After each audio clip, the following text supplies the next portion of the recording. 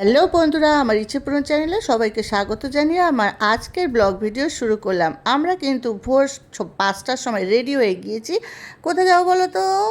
দেখো, আমরা দীঘা বেড়াতে যাচ্ছি।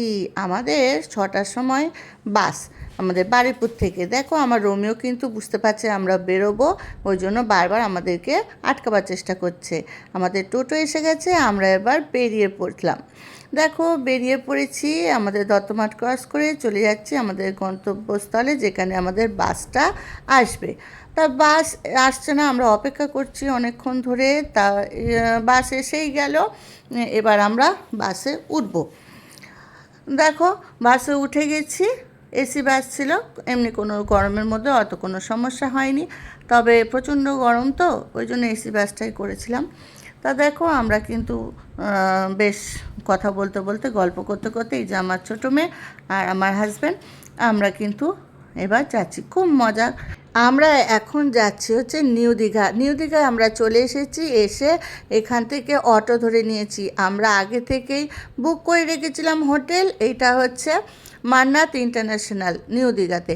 তা আমরা আগে বুক করে রেখেছিলাম বলে কোনো সমস্যা হয়নি। এসে আমরা আমাদের রুমে যাচ্ছি। তোমাদের রুমটাও একটু ভালো করে দেখিয়ে নিই। বেশ সুন্দর ছিল, এসি রুম, সেন্ট্রাল এসি। আর বেশ ভালোই ছিল। এই ফ্রন্ট ওপেন ছিল, কিন্তু যেহেতু এটা গরমকাল, যদি শীতকাল হতো তাহলে ব্যালকনি বেশ ভালোভাবে কাজে লাগতো, কিন্তু শীতকাল বলে ব্যালকনিটা সেভাবে কাজে লাগেনি। বাথরুমটাও সুন্দর, যেটা আমাদের সবচেয়ে আগে দেখতে হয় হোটেলে গিয়ে। তা ভালোই লাগলো বেশ হোটেলটা। আমরা কিন্তু এই প্রথম নিউ দীঘাতে স্টে করেছি। আমরা এর আগে গিয়েছিলাম যতবার, ততবারই কিন্তু আমরা ওল্ড দীঘাতে থেকেছিলাম। এইবার ফার্স্ট টাইম আমরা নিউ দীঘাতে এসে থেকেছি। গিয়েই আমরা লাগেজপত্র রেখে তখন প্রায় 3টে বাজে আমরা চলে গেলাম সুইমিং পুলে। সুইমিং পুলে ঘণ্টাখানেক বেশ এনজয় করলাম। করে টোরে যখন খুব হাঁপিয়ে গেলাম, তারপরে কিন্তু আমরা উঠে চলে গেলাম। প্রথমে আমার ছোটো মেয়ে নামতে চাইছিল না, ও ভয় পাচ্ছিল। ও ফার্স্ট টাইম সুইমিং পুলে নামার জন্য চেষ্টা করছে। ওর বাবা বলছে আমি আছি তো, কোনো ব্যাপার না। ও একটু ভয় পাচ্ছিল।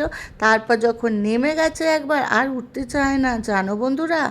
বলে নাকি আরেকটু থাকো মা, সবে তো। আমি বলছি খিদে পেয়ে গেছে, চলো খেতে হবে, 4টে বাজতে যায়।